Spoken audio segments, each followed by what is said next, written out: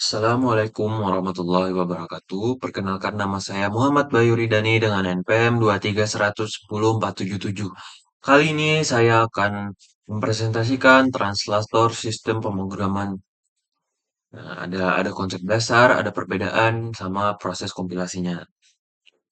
Apa itu translator? Nah, definisi dasar dari translator adalah perangkat lunak atau program komputer yang berfungsi untuk menerjemahkan kode program yang ditulis dalam satu bahasa pemrograman. Biasanya itu high level language ke bahasa lain, kayak bahasa mesin yang dapat dipahami oleh komputer. Nah, kenapa penting? Komputer hanya mengerti bahasa mesin yang binernya itu 0 dan 1. Manusia menulis kode dengan bahasa yang mudah dibaca seperti Python, C++, Java. Translator nih kayak bahasa menjembatani kesenjangan ini agar instruksi manusia itu bisa dipahami oleh komputer atau mesin. Nah, tiga jenis utama translator ya. Yang pertama itu ada compiler, ada interpreter, dan yang ketiga ada assembler.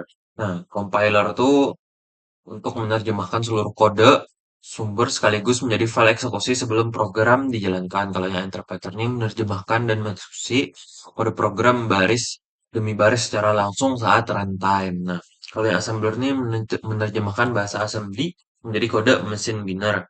Hmm, Compiler. Nah, compiler ini memiliki proses batch, membaca seluruh source code, mengecek error, lalu mengubahnya menjadi object code. Compiler juga memiliki kecepatan eksekusi yang sangat cepat karena program sudah diterjemahkan sebelum menjadi bahasa mesinnya. Compiler juga memiliki privasi code yang source code asli tidak perlu disertakan saat distribusi program, hanya file exe. Nah, ada compiler juga memiliki contoh bahasa C, C++, Java, Rust, dan Go. Nah, contoh source code C++ atau compiler bisa dilihat di gambar di samping nih ada include, iostream, int, main, stdcon, hello world, return. Nah, bahasa ini tuh membutuhkan header deklarasi tipe data yang ketat dan fungsi utama main. Kodenya tuh ditulis dalam file CPP, dikompil menjadi file biner atau exe, kemudian baru bisa dijalankan oleh komputer.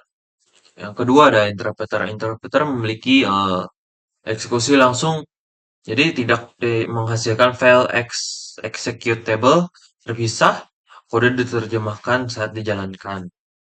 Interpreter ini debuggingnya mudah. Jika ada error, program berhenti tepat di baris tersebut memudahkan perbaikan. Interpreter juga memiliki fleksibilitas lebih mudah untuk mengembangkan lintas platform atau cross platform selama ada interpreternya. Contoh bahasanya tuh ada Python, PHP, Ruby, JavaScript. Contoh source code Python atau interpreted. Nah, ada di sini ada print, hello world, gambar sintak Python. Tidak perlu deklarasi tipe variabel atau kurung kurawal yang rumit. Kode ditulis dalam file PY, interpreter membaca baris demi baris, instruksi langsung dieksekusi tanpa file exe atau perantara. Yang ketiga ada assembler, low level translation, atau menerjemahkan instruksi kayak MOV, ADD, JMP ke kode biner. Assembler juga memiliki satu banding satu mapping, seringkali satu baris kode assembly berkorespondensi langsung dengan satu instruksi mesin. Assembler juga memiliki kontrol hardware, memiliki kontrol penuh dan presisi terhadap hardware komputer. Pengguna Penggunaannya tuh driver perangkat sistem operasi embedded system. Ini ada contoh kode assemble. Kode ini berinteraksi langsung dengan hardware sehingga sangat efisien namun sulit dipahami manusia dibandingkan C++ atau Python.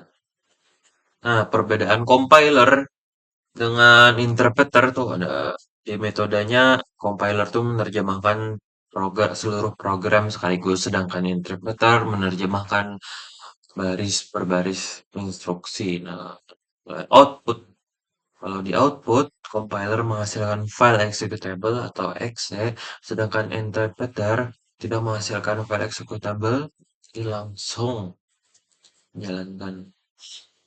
Kalau kecepatan eksekusi program sangat cepat. Kalau interpreter ini lambat, relatif lebih lambat karena ya itu menerjemahkannya baris per baris. Kalau deteksi error,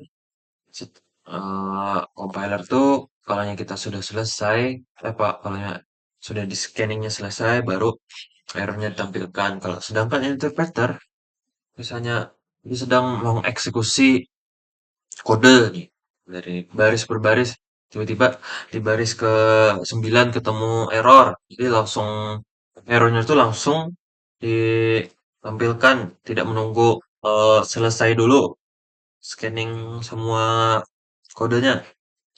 Nah, ini adalah diagram proses kompilasi. Jadi tahapannya tuh pengubahan source code menjadi executable. Nah, prosesor memproses instruksi makro atau include, menghapus komentar. Compiler itu menerjemahkan hasil prosesor menjadi kode assembly. Assembler mengubah kode assembly menjadi objek bahasa. Kode assembly menjadi objek kode atau bahasa mesin. Nah, masuk ke assembler, ke linker menggabungkan objek kode dengan library menjadi executable. Kalau alur kompilasi, diagram bagaimana setiap komponen prosesor linker bekerja sebagai prosesor, jadi assembly,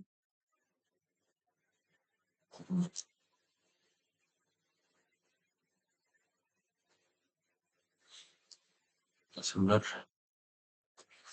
menggabungkan kode jadi executable. Sekian dari saya. Assalamualaikum warahmatullahi wabarakatuh.